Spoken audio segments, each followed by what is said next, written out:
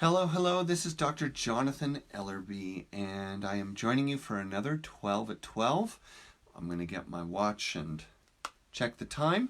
It's just a minute after 12 right now.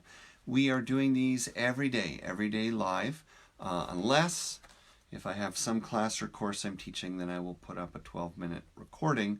But for the most part, these things are live, and I absolutely welcome you to join. Send questions afterwards. Let me know if you have some special topics that you're interested in. Certainly share these. And the goal is to provide some useful, inspiring, important, helpful insights about personal growth, spiritual growth, and the process of cultivating balance and spiritual awakening during this time of quarantine and pandemic. This week in particular, the first week in April 2020, what I'm going to be focusing on is what I'm calling discussions with death, or discussing death. And the reality is that, as we move into a deeper experience, and by that I mean chronologically, socially and emotionally, of what's going on with the quarantine, more and more of us are coming face to face with loss.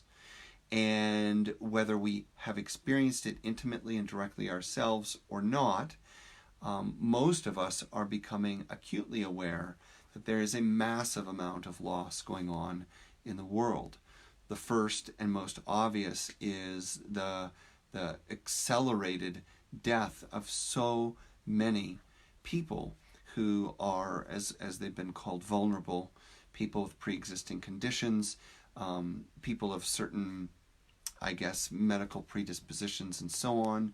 And so not only are we experiencing tremendous suffering through the hundreds of thousands of people that are sick, or I guess it would be millions of people that are sick, but the countless people that are dying, and in some cities and in some cases at such an alarming and terrifying rate.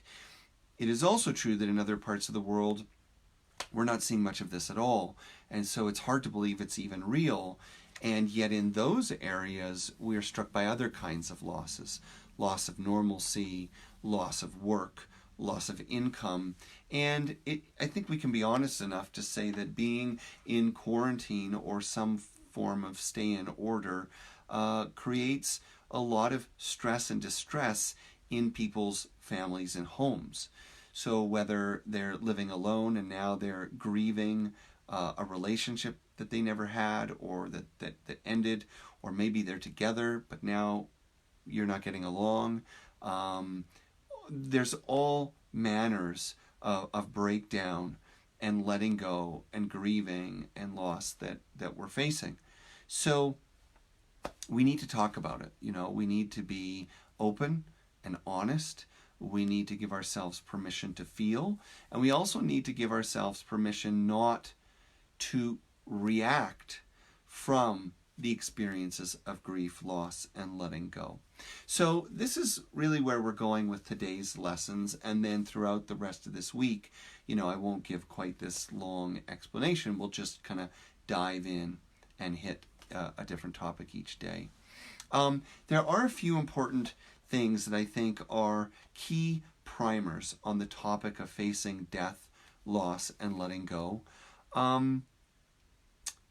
But I think I kind of want to stop for a second and give you a chance to just kind of collect yourself, catch your breath, and be fully present for the next few things that we're going to explore. So even though it's a short time together, I think it's a really important practice in life to notice that when you're about to do something important, face something important, make an important decision, there's always a value to slow down, get centered, find your balance, and then proceed.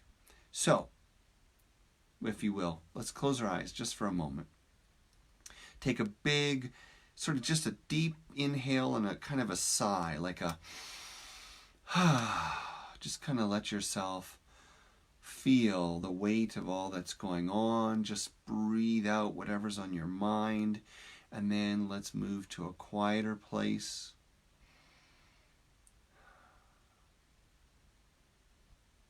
And listen for stillness. Listen for silence. Too much meditation asks you not to do things. Don't think, don't feel, don't tell stories. It's impossible to not do something. Let's do something. So let's focus on stillness. Let's focus on quietness and the silence in yourself behind all thought and emotion. Let your breath be soft and quiet.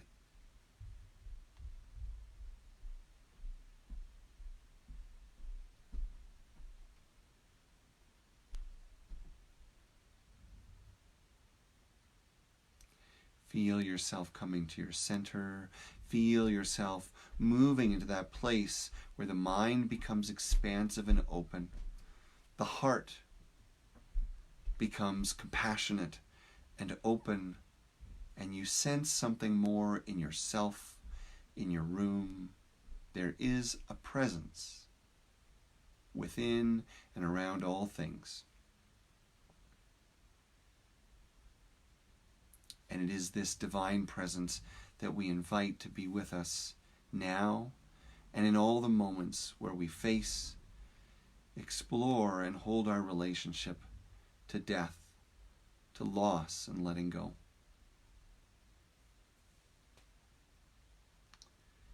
It was in the 10th century that Hildegard of Bingen wrote, "Holy Spirit, giving life to all life, moving all creatures, root of all things, washing them clean, wiping out their mistakes, healing their wounds, you are our true life, luminous, wonderful, awakening the heart from its ancient sleep." And so we're reminded in this passage, and you can certainly open your eyes if you want to come fully to the room here, we're reminded by this passage that returning to the three channels of perception, the three layers of who we are, is a critical tool, perspective, aptitude to cultivate when facing death, loss, and letting go. Now, this is in my book, Inspiration Deficit Disorder. It's also in a talk that I've posted on Facebook, and I'm pretty sure it's on YouTube as well. And I think the caption is, honestly, this is the most important, something like that. And so if you want an overview of what I'm talking about, you can find it easily. But the idea is that there's three dimensions to who we are that we are always moving between. The conditional self that is very much reactive, built through reaction, and attached to what we have, what we want, and how the outer world sees us. There's the essential self, that's something like the true self or the soul. It's our place of natural talent and passion and aptitude and energy and personality. And then there's the spirit self, or you could call it the universal self. And when it comes to grief, loss, and letting go, having these perspectives in place, an understanding of these perspectives, helps us to be patient with the process and to understand that each of these dimensions has a very different relationship to the idea, the feeling, and the experience of loss. The conditional self feels it most acutely and resists it, tries to control it. When you feel yourself fighting with the loss in the world and in your life, when you feel yourself experiencing pain and conflict relating to that, a desire to control it, fight or flight, right? Stress response, that's the conditional consciousness engaging. And it's normal, and you've got to allow it and love it, but witness it. Don't feed it, because second big lesson of the day. The first one is keep conscious of the three channels when you're facing loss and letting go. The second is remember that emotions, strong emotions, always feel permanent, personal, and pervasive. Permanent, personal, and pervasive. I know some of you have heard me say this 100 times. You're going to hear me say it 100 times more. But when we're experiencing grief and loss, there can be emotions coming up like, why me? So again, the conditional self. Why me? Why is this happening? Why now? Why this person? This isn't fair. This isn't right. Everything good is going away. That kind of extreme thinking. I can't do this. This isn't fair. That's the conditional self, and that is also normal. So if you're panicking because the emotions feel personal, permanent, pervasive, like this will never end, what will I do? I'm going to drink myself out of this sorrow. I'm going to hide myself out of this sorrow. I'm going to rage myself out of this sorrow.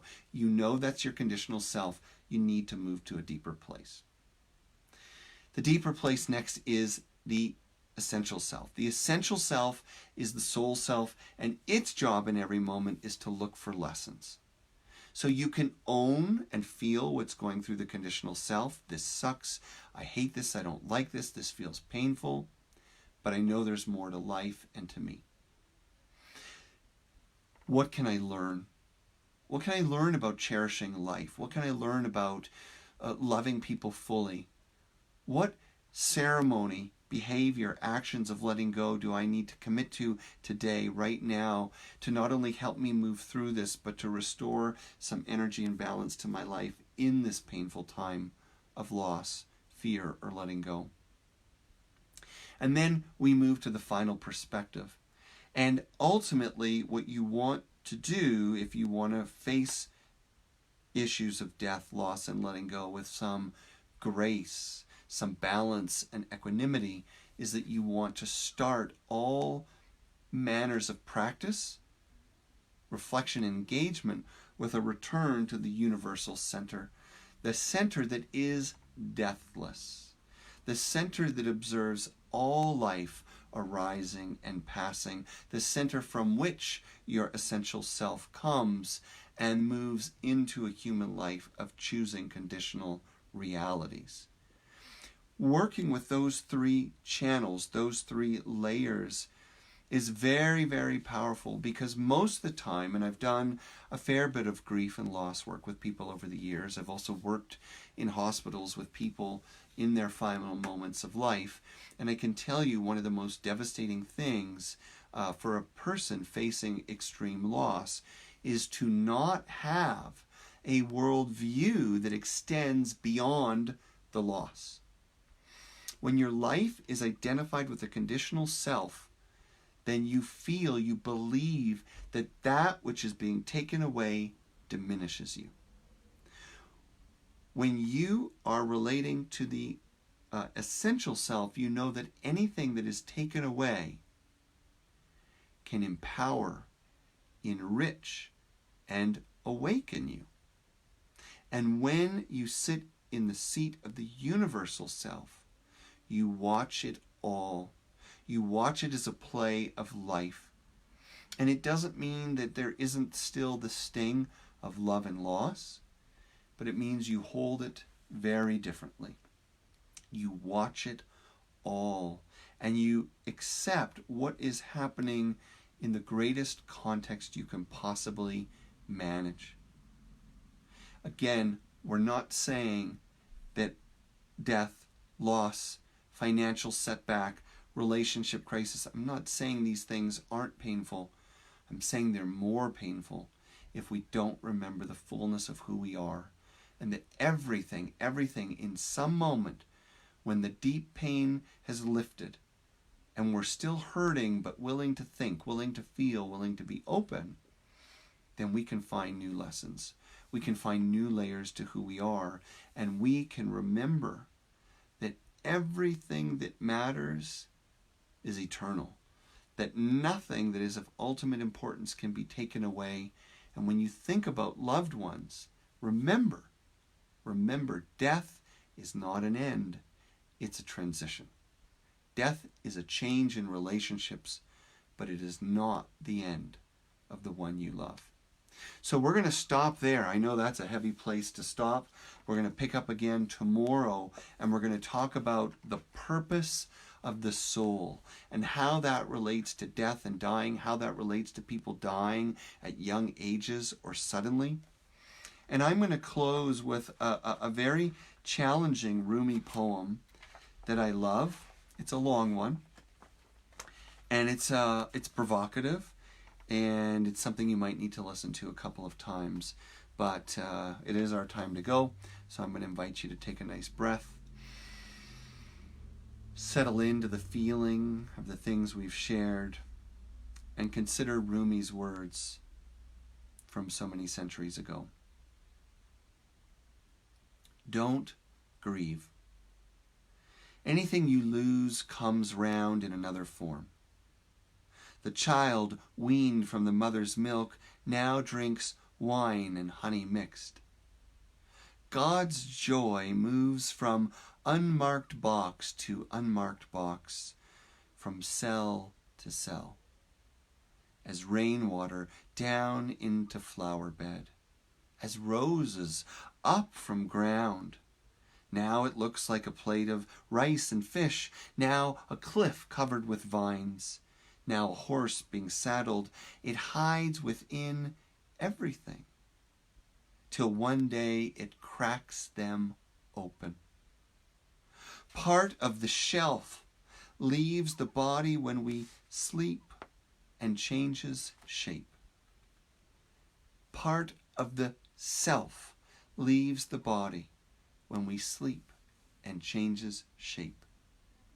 You might say, last night I was a cypress tree, a small bed of tulips, a field of grapevines.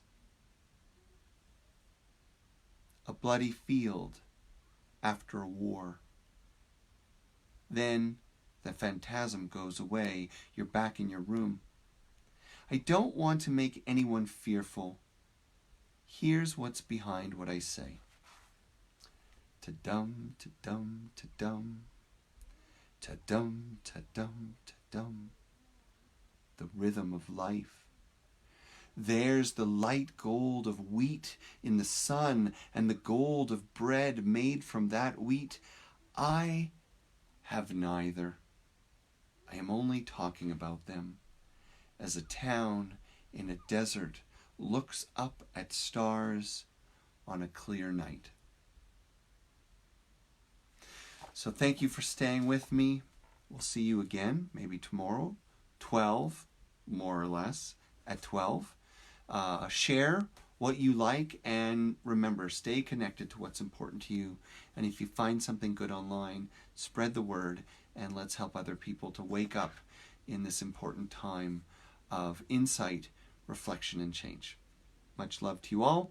And we'll see you soon.